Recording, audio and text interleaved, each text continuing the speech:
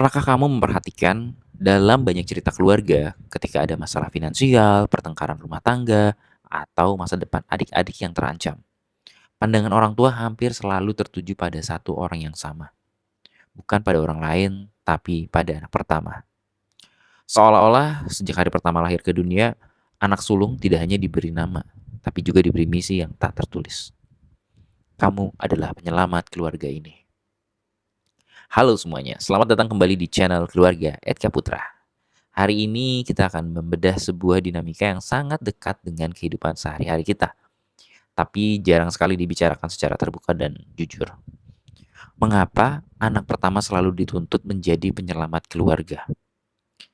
Di video durasi 15 menit ini, kita akan membahas dari sudut pandang psikologi, pola budaya pengasuhan, dampaknya terhadap kesehatan mental anak sulung hingga dewasa. Dan yang paling penting, bagaimana caranya melepaskan beban yang sebenarnya bukan milik kita.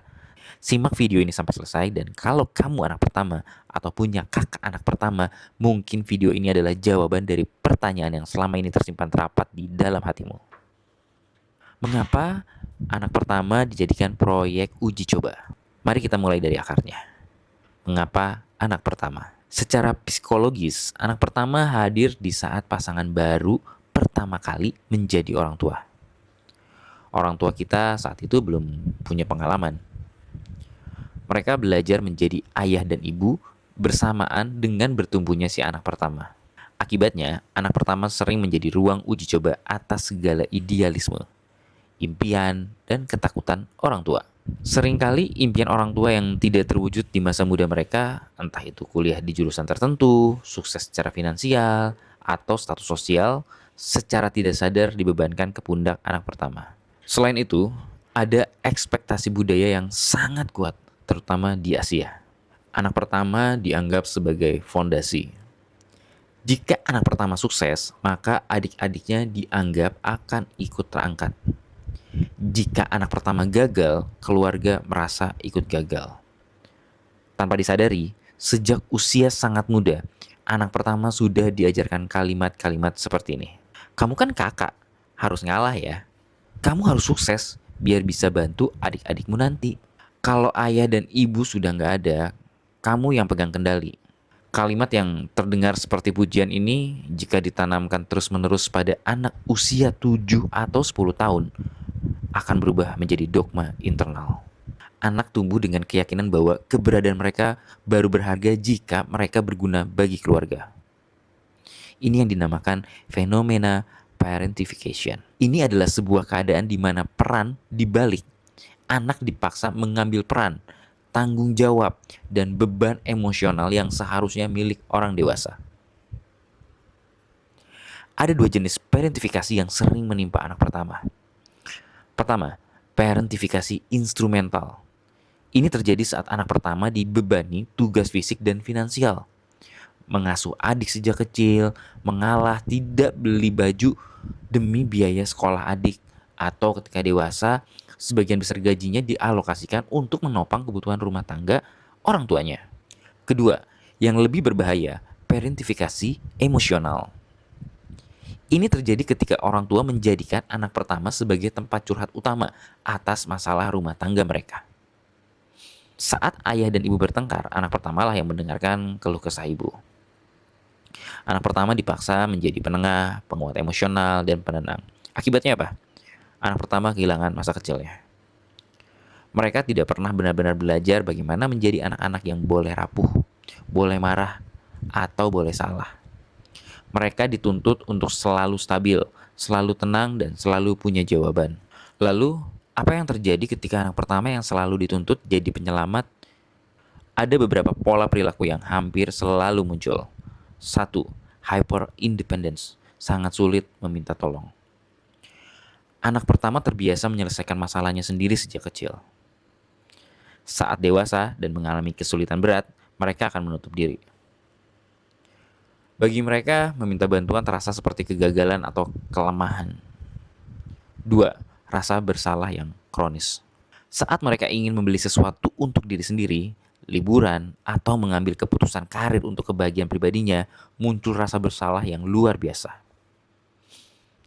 Gue pantas nggak ya bahagia, sementara keluarga di rumah masih ada masalah? 3. Hyper responsibility. Mereka menjadi seorang people pleasure atau perfeksionis yang takut sekali membuat kesalahan.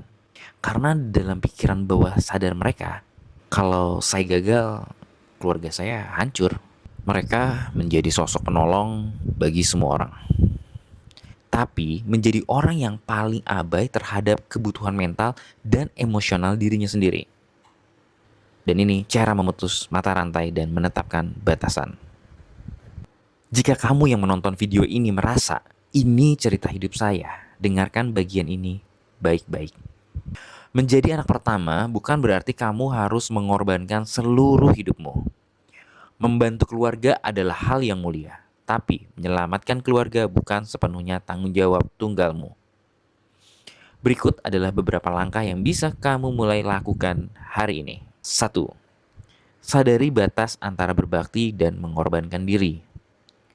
Berbakti adalah memberi bantuan sesuai kemampuan tanpa merusak masa depanmu sendiri.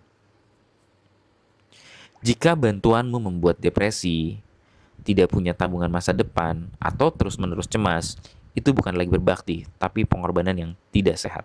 2. Belajar menetapkan batasan emosional dan finansial. Healthy boundaries. Jelaskan kemampuanmu dengan jujur. Katakan, saya bisa bantu untuk biaya sekolah adik sebesar X, tapi untuk kebutuhan lain saya belum mampu saat ini. Katakan dengan sopan, tegas, dan tanpa rasa marah. 3. Berhenti menjadi penengah konflik orang tua. Jika orang tuamu punya masalah rumah tangga, ingatkan diri sendiri. Ini adalah hubungan suami istri orang tua saya, bukan tanggung jawab saya sebagai anak untuk menyelesaikannya. 4. Izinkan dirimu untuk dipulihkan. Peluklah dirimu sendiri di masa kecil, inner child. Katakan pada dirimu, kamu sudah bekerja sangat keras sejak kecil. Sekarang kamu boleh istirahat. Kamu tidak perlu menyelamatkan semua orang untuk bisa dicintai. Orang tua kita mungkin tidak sempurna dan cara mereka membesarkan kita juga dipengaruhi oleh trauma atau ketidaktahuan mereka di masa lalu. Tapi kita berhak memilih untuk memutus mata rantai tersebut agar tidak berlanjut ke anak-anak kita kelak. Terima kasih sudah menonton pembahasan monolog kita hari ini. Untuk kamu, para anak pertama di luar sana, terima kasih sudah bertahan sejauh ini. Kamu sudah melakukan yang terbaik. Bagaimana dengan pengalamanmu sendiri sebagai anak pertama atau anak dalam keluarga? Tulis cerita atau pendapatmu di kolom komentar di bawah. Mari kita saling mendukung. Jangan lupa untuk klik tombol like, subscribe, dan bagikan video ini ke teman atau saudaramu yang sekiranya membutuhkan pesan ini. Sampai jumpa di video pembahasan keluarga @kaputra selanjutnya. Stay healthy and take care.